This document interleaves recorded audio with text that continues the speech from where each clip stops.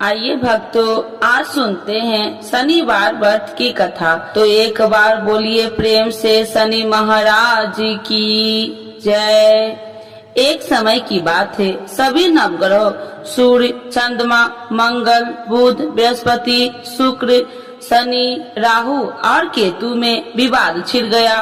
विवाद का कारण था कि इनमें से सबसे बड़ा कौन है। कोई निर्णय न होने पर सभी देवराज इंद्र के पास निर्णय कराने पहुँचे। इंद्र किसी एक का पक्ष नहीं ले सकते थे, इसीलिए उन्होंने निर्णय देने में अपनी असमर्थता जताई। परंतु उन्होंने उन सबको पृथ्वी पर राजा विक्रमादित्य के पास जाने की सलाह दी, क्योंकि राजा विक्रमादित्य अति न्यायप्रिय थे।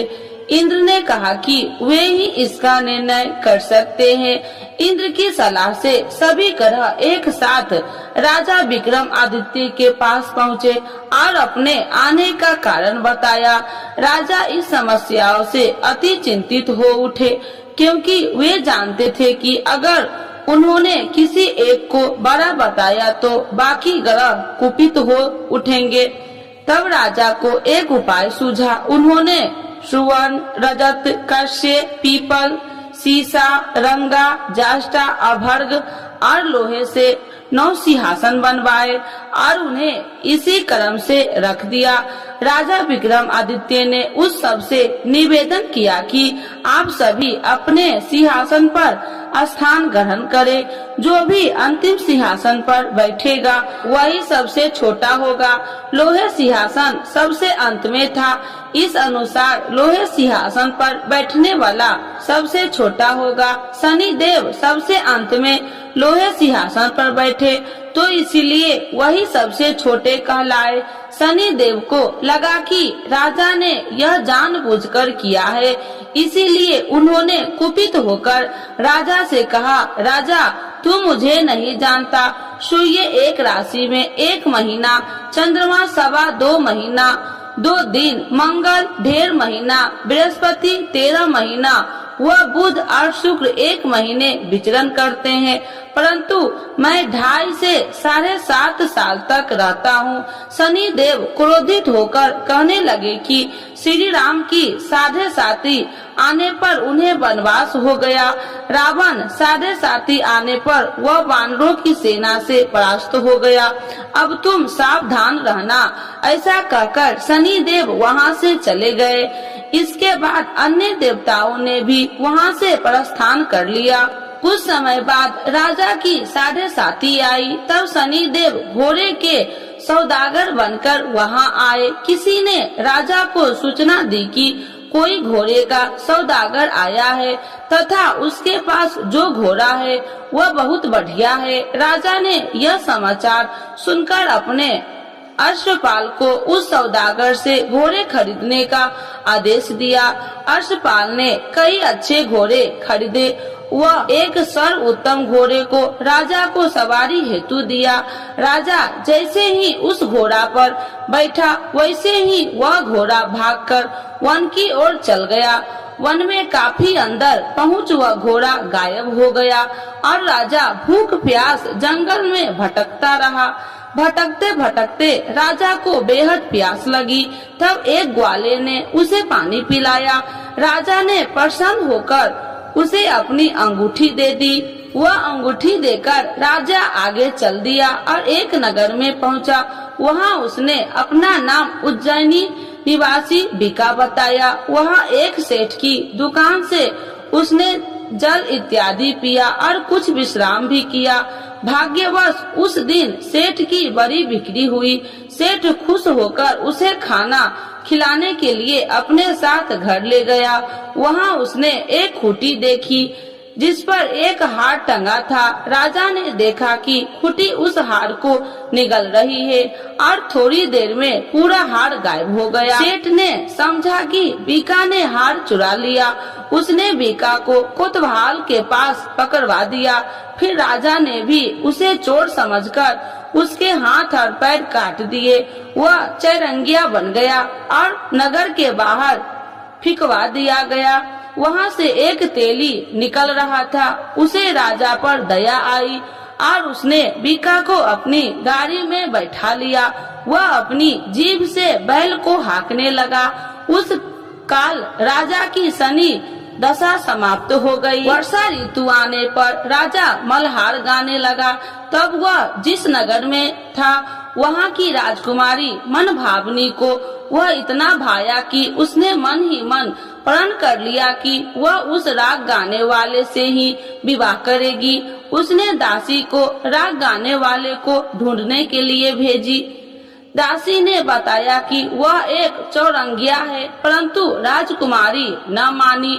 अगले ही दिन से राजकुमारी अनशन पर बैठ गई कि विवाह करेगी तो उसी से उसे सबने बहुत समझाया, पर फिर भी जब वह न मानी तो राजकुमारी के पिता ने उस तेली को बुलावा भेजा और विवाह की तैयारी करने को कहा। फिर उसका विवाह राजकुमारी से हो गया। एक दिन सोते हुए स्वप्न में शनि देव ने राजा विक्रमादित्य से कहा, राजन, देखा तुमने मुझे छोटा बताकर कितना दुख झेला है।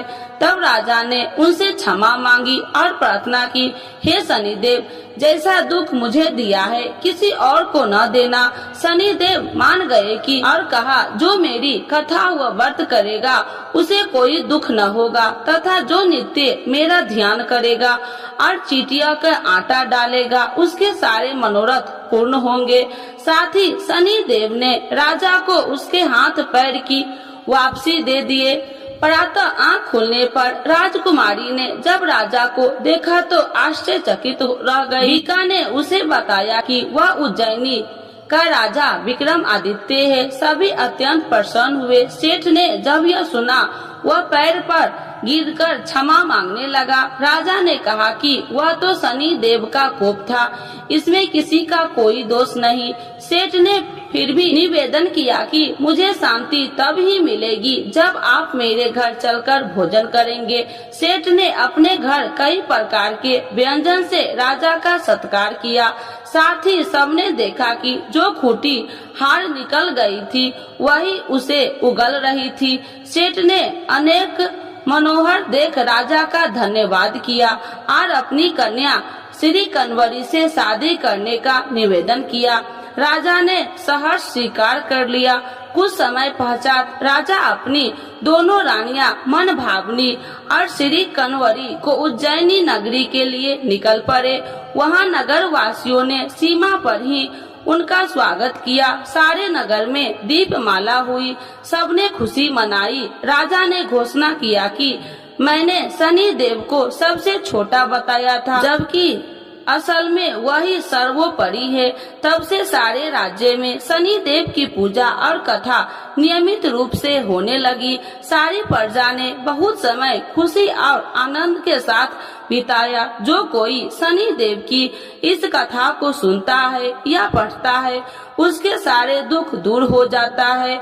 तो एक बार बोलिए प्रेम से शनि महाराज की जय। आरती श्री शनि देव की जय। जय श्री शनि देव भक्तन हितकारी, सूरज के पुत्र प्रभु छाया महतारी।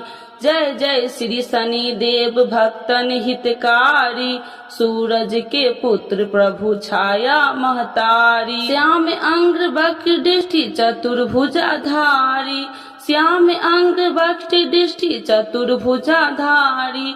नीलांबर धार नाथ गज की असवारी, नीलांबर धार नाथ गज की असवारी।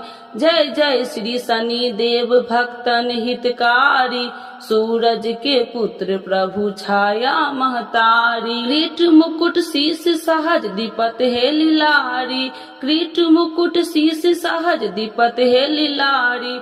मुक्तन की माल गले शोभित बलिहारी, मुक्तन की माल गले शोभित बलिहारी। जय जय श्री शनि देव भक्तन हितकारी, सूरज के पुत्र प्रभु छाया महतारी। मोदक और मिष्ठान चढ़त पान सुपारी, मोदक और मिष्ठान चढ़े चढ़ती पान सुपारी, लोहा तिल तेल उड़द महर्षि है अति प्यारी, लोहा तिल तेल उड़द महर्षि है अति प्यारी।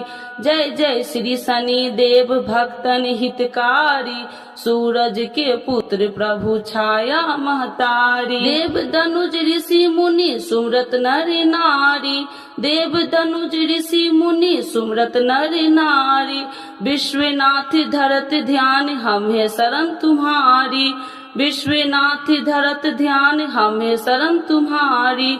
जय जय श्री शनि देव भक्तन हितकारी, सूरज के पुत्र प्रभु छाया महतारी। एक बार बोलिए प्रेम से शनि देवता की जय, छाया माता की जय, सूर्य भगवान की जय।